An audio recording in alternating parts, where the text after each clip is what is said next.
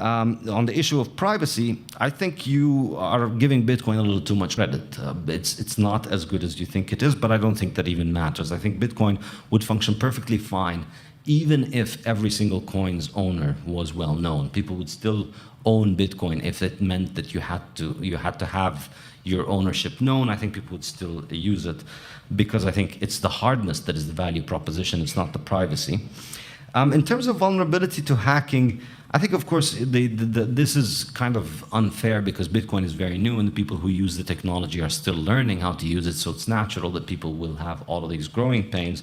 And of course, the infrastructure for handling Bitcoin better at an individual level and at an institutional level is still in an infant stage, and so also it's not fair to dismiss Bitcoin out of hand because it's still at the point where we're developing those technologies. In terms of value volatility, again, this is an issue of maturity. Bitcoin has only been around for 10 years, and yet it went from just a bunch of code written on an email list to being worth around, $200 billion in total right now, which is no joke. Now, $200 billion is no joke, but it's kind of a joke on a global scale of the total globe's money supply. It's about 0.2 to 0.3% of the world's entire money supply. There are people out there who own billions of dollars, and if one of them decides to buy $1 billion worth of Bitcoin, they're going to eat up the order book in all the Bitcoin exchanges, and that's going to cause the price to be very volatile. Because the liquidity is so small, because this thing is embryonic, the size of the order book, the depth of the order book, the size of the liquidity that's available is obviously not very large. And the size of the people, the size of the money that wants to go into it is much larger. And so these movements in and out are likely to have a big effect on the price. But over time, as you would expect Bitcoin to mature further, as you would expect that the liquidity would grow, if it's gone in 10 years from 0 to 200 billion, well, let's hypothesize that in another 10 years it goes from 200 billion to 2 trillion, which is not that far of a stretch, it's only 10 times. But if it was a $2 trillion market, then it's going to be far less volatile because then you're going to go have a very deep order book and individual transactions won't be able to move it.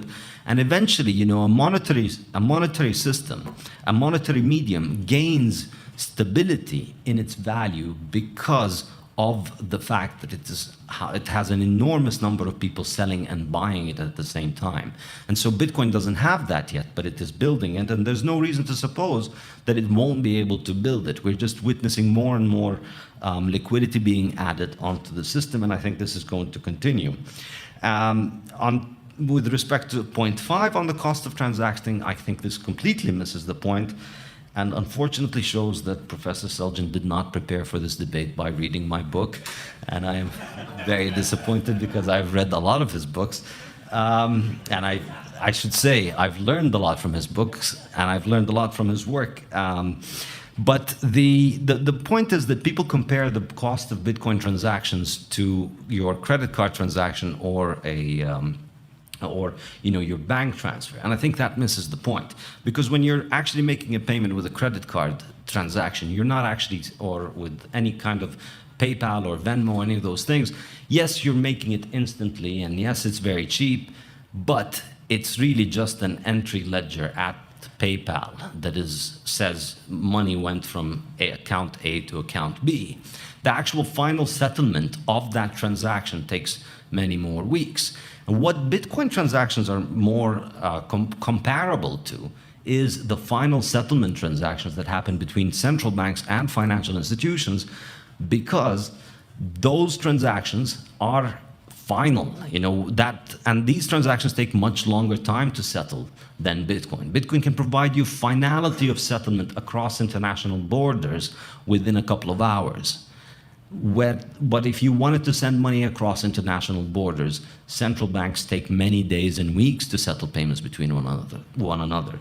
So Bitcoin's payments, the base layer of Bitcoin, the on-chain transactions, cannot really be compared to individual consumer transactions because of the cost, but also, I think more importantly, there is no such thing as an instant Bitcoin transaction. You should wait at the very least for 2 confirmations on any particular Bitcoin transaction, but it's more advisable to wait for 6 confirmations, which is about an hour. And that makes it completely unusable as a commercial payment technology, but that's fine, because commercial payment technology is not a big problem. It's a problem that has been solved by PayPal and Venmo and credit cards, and the technologies for this are many, and porting them over on top of Bitcoin is largely a trivial problem.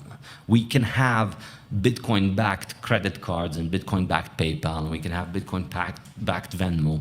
It's pretty straightforward functionally, and there's nothing that prevents it. In other words, if you stop thinking of Bitcoin payments as being like your Venmo or PayPal transactions, you realize that PayPal and Venmo can function on top of Bitcoin. And all of the features that you don't like about Bitcoin, that you like about Venmo, can be essentially ported over to Bitcoin by replacing the settlement transactions of PayPal and Venmo. Instead of them being carried out with dollars and fiat currencies, they can be carried out with Bitcoin. And so, does this introduce reliance on third parties?